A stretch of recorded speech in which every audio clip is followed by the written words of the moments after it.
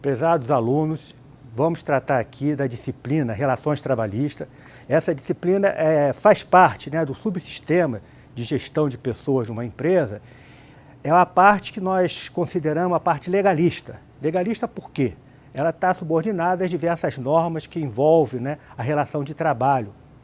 E nós sabemos que, embora, né, a administração, as empresas, as organizações existem, né, em função de diversas atividades que estão desenvolvidas, essa área de relações trabalhistas, ela contempla todas as áreas da empresa, porque todo o departamento, todo o setor da empresa, existe um trabalhador. Se existe um trabalhador, existem normas que devem ser obedecidas, que devem ser cumpridas. Tá? E essas normas faz parte, né, do que nós vamos tratar nessa disciplina de relações trabalhistas. E nossa disciplina compreende 6 unidades. Dentro dessas 6 unidades, nós vamos tratar da introdução ao direito do trabalho, na unidade 1. Depois vamos falar sobre os regimes de trabalho e rotinas. Depois abordaremos também alguma questão que envolve a rotina de folha de pagamento, a rotina de desligamento e as obrigações que a empresa e o empregado têm no cumprimento, né, do contrato de trabalho, a rotina da fiscalização do trabalho e também alguns contratos especiais. Tá? E dentro dessa disciplina, a gente não pode ficar restrito à questão da consolidação das leis do trabalho. Por quê? No nosso país existem diversas normas que abrangem também essa relação de trabalho, além do que está especificado na CLT. Tá? Existem outras leis, decretos, normas regulamentadoras, tá? Que a gente não pode ignorar na hora de desenvolver, né, a nossa relação de empresa-empregado. Tá? E nós, como futuros administradores, temos que estar capacitados para entender e conseguir gerir todas as implicações que essas normas trazem na relação de trabalho. Então, começamos a nossa unidade 1, que trata sobre a introdução ao direito do trabalho. Nós não podemos esquecer, né, que nós temos na nossa legislação, né, a nossa Constituição, que norteia toda a área do direito. E a área que nós vamos tratar aqui, que é a área do direito do trabalho, também não poderia deixar de estar contemplada na nossa Constituição. Né? Então, existem as normas gerais na Constituição e depois vem o direito do trabalho procurando especificar tudo que envolve, né, as relações de trabalho. Tá? E nós temos lá que, a partir do momento, né, que as empresas têm a necessidade de contratar pessoas para desenvolver suas atividades, ela já começa desde o momento de procura desse talento para trabalhar na empresa, ela já tem que começar a observar algumas normas que norteiam essa chamada. Tá? Ou seja, nós chamamos normalmente que é da etapa de recrutamento. Então, na etapa de recrutamento, o gestor dessa área tem que ter cuidado no sentido de descrever adequadamente o conteúdo dessa chamada, ou seja, do aviso de recrutamento. Né? Evitar situações constrangedoras para que não traga, né, problemas de discriminação no aviso de recrutamento. E depois, à medida que esses candidatos, né, vêm para concorrer a uma vaga na empresa, a empresa também tem que observar as normas que norteiam a seleção de pessoal, que são as normas de quê? De escolha, né, das pessoas que devem fazer parte, né, do contingente de talentos da empresa. E nessa parte de seleção, nós temos lá a obrigatoriedade do exame médico admissional, né, que também é obrigatório, contemplado pela nossa legislação. Né? Existe, né, especificamente sobre esse exame médico admissional, que envolve várias avaliações em relação à condição de saúde, né, do futuro empregado. Tá? Tudo isso está contemplado na norma regulamentadora número 7, né, do Ministério do Trabalho. Dentro dessa norma, eu sugiro que vocês façam uma leitura com mais cuidado. Vocês vão observar que existem obrigações que a empresa tem que ter na hora da admissão do empregado, para verificar a saúde do empregado. Ali orienta, né, as pessoas, os profissionais dessa área, ao tipologia de exames que podem e devem ser feitos, né? Existe também a obrigatoriedade, depois que o candidato, né, é avaliado e entra na empresa, essa mesma norma orienta quanto aos exames periódicos que a empresa é obrigada a fazer também para acompanhar, né, a vida dos seus empregados, procurando atuar de maneira preventiva em relação à condição de saúde do trabalhador. E dessa mesma norma, que começa com o exame admissional, termina lá com o exame demissional, que a empresa também é obrigada a fazer quando chega a hora, né, da rescisão contratual, a hora do fim da relação de trabalho entre a empresa e o empregado, né? Então, nós nessa primeira unidade, nós temos essas preocupações de, primeiro, chamar a atenção que, desde o processo de recrutamento, a empresa já tem que tomar cuidado em cumprimento das normas, tá? Depois de todo esse processo de recrutamento, seleção, vem a mudança do candidato para empregado. E na hora que a gente muda de candidato para empregado, né, começam as obrigações da empresa como empregado, gerando os direitos do empregado e também as obrigações do empregado com a empresa, né? Então, aí, na hora da admissão, né, a empresa é obrigada a fazer os seus registros, né? Na hora do registro, tem que recolher a carteira de trabalho e previdência social. Essa carteira de trabalho e previdência social deve ser assinado no primeiro dia que o empregado bota o pé na empresa para começar suas atividades laborativas. Então, não existe, né, essa possibilidade de, às vezes, a gente observa aí no dia a dia, né, de que o empregado começa a trabalhar e traz a documentação depois. De maneira alguma. A legislação estabelece que o empregado, assim que foi considerado apto para exercer as suas atividades, suas tarefas, ele deve, né, entregar a carteira profissional e toda a documentação pertinente, né, à sua identificação, como a carteira de identidade, né, CPF, título de eleitor, tudo aquilo que identifica, né, o profissional. E a partir daí, a empresa começa o quê? Ter a obrigação de devolver essa carteira também no prazo de 48 horas, assinada, né, com todo o registro referente o quê? A data da admissão, o cargo que o empregado está ocupando, o salário e a forma de salário, a forma de pagamento, se tem forma fixa, forma variável, né? Então, todas essas preocupações devem ser, são obrigações da empresa, né, no momento da admissão, tá? Então, e a partir daí, começa uma série de obrigações da empresa e também do empregado. Por quê?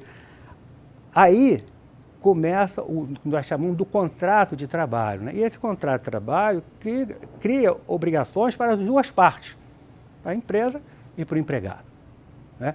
E esse contrato de trabalho é o quê? É um instrumento, né, que vai procurar especificar todas as condições dessa relação.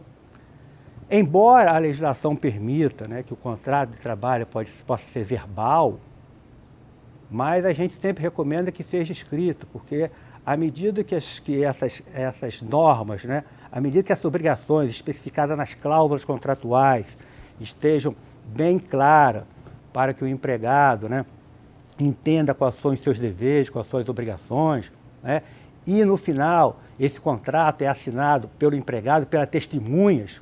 Por que testemunha? Porque a testemunha, né, vai exatamente configurar de que o contrato foi assinado pelas partes, a concordância das partes, não tem nada em aberto dentro dessas normas ou dessas cláusulas que vão nortear todas as relações de trabalho, tá?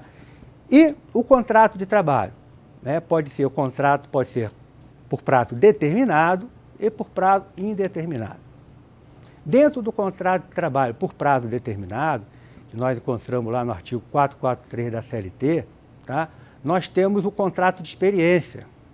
E esse contrato de experiência é um tipo de contrato por prazo determinado, né, que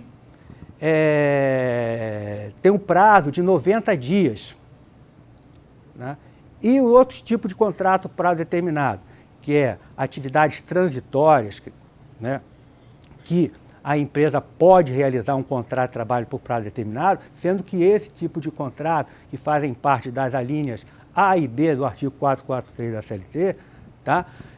Tem o prazo de 2 anos. Tanto essas condições de contrato de prazo determinado de 2 anos, como de 90 dias, tá? Que é o contrato de experiência especificamente, só pode ser renovado uma vez. Tá? Se ocorrer alguma falta de controle ou acompanhamento e fizer uma renovação mais de uma vez, esse contrato se transforma automaticamente por prazo indeterminado. E transformando o contrato por prazo indeterminado, existem consequências diferentes, né, do contrato por prazo determinado. Por isso que nós, como gestores dessa área, né, temos que observar atentamente, né, os prazos desses contratos por prazo determinado, tá? Para evitar que inadvertidamente a gente tenha que transformar esse contrato por prazo indeterminado. E é importante, quando a gente, principalmente essa parte do contrato de experiência, né, que a gente utiliza com mais frequência, na hora que a gente começa um novo emprego, ou quando a gente está admitindo um novo empregado, né, tem que tomar cuidado para evitar, né, a possibilidade de você ter que renovar esse contrato, tá? E renovar esse contrato só pode ser renovado uma vez. Então, dependendo do tipo de atividade que a pessoa vai realizar na empresa, é importante que se faça um contrato por 30 dias ou 45 dias, para que nesse prazo aí, né, você possa avaliar um novo candidato e verificar se há necessidade de renovar mais uma vez, que é o máximo que se pode, observando o prazo máximo de 90 dias, ou se, pela competência demonstrada por esse novo candidato, se ele posso já transformar o contrato por prazo indeterminado. Né? E o contrato por prazo indeterminado, o contrato de trabalho por prazo indeterminado, difere, né, especificamente do contrato por prazo determinado em função de quê? Do aviso prévio. Né? Que no contrato indeterminado, como o próprio nome diz, ele tem um início e não tem um prazo para terminar. Ele é o prazo indeterminado. Se não tem prazo para terminar, tá, a parte que der causa ao término desse contrato tem que avisar a outra. Então, esse aviso que nós chamamos do aviso prévio. Né?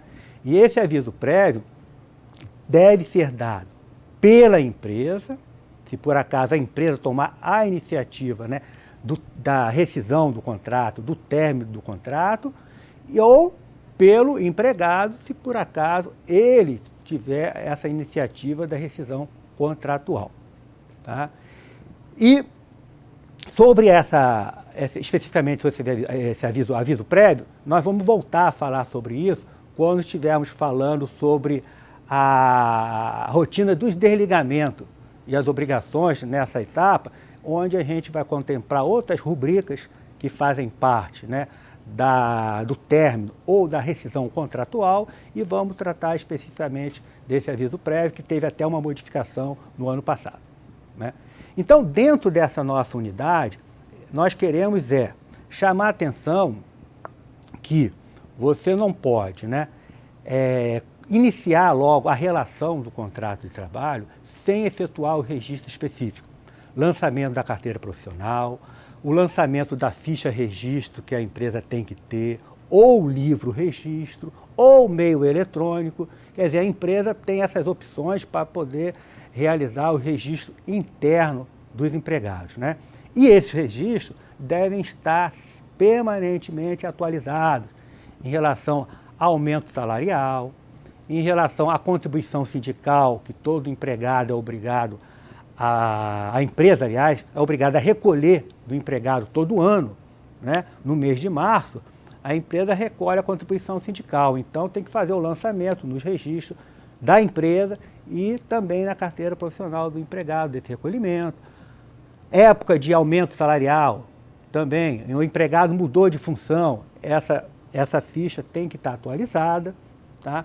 Por quê? A fiscalização, quando visita a empresa, ela busca informações dentro desse registro, né? E em função da atualização ou não desse registro, a empresa está sujeita, né, a multas.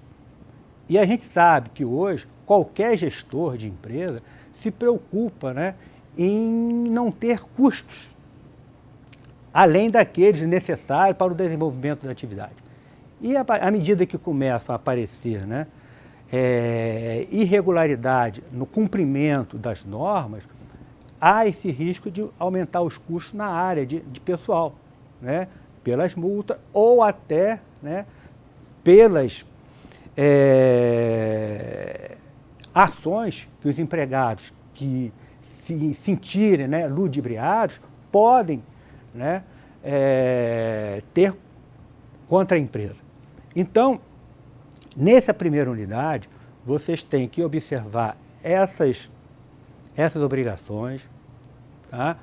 E nós temos também dentro do nosso material impresso, né, as recomendações dos artigos específicos da CLT, das normas, por exemplo, essa norma que eu citei aqui, da NR7, que fala sobre a questão dos exames médicos, admissionais, periódicos e demissionais, tá? Que vão exatamente ilustrar com mais detalhe tudo isso que nós conversamos agora nessa unidade 1.